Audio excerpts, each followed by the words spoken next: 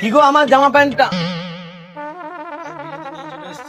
কি তোমরা এগুলো কি করছো? তোমার জামা ইস্ত্রি করছি।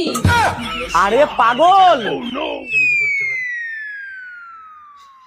এটা থাকতে কেউ এইভাবে ইস্ত্রি করে? ওটা খারাপ, আমরা অনেকক্ষণ ধরে চেষ্টা করেছি, তাই বুদ্ধি খাটিয়ে জামাটা এইভাবে ইস্ত্রি করছি।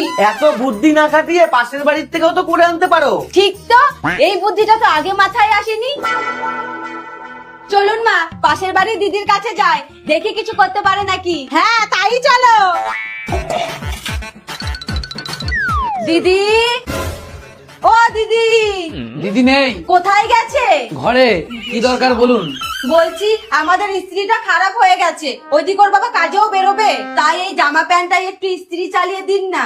ঠিক আছে, দিচ্ছি, বসুন।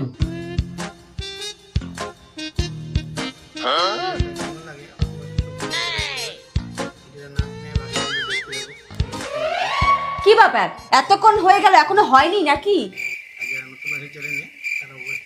না, এতক্ষণ তো লাগার কথা না। বৌমা, চলো তো দেখি কি করছে।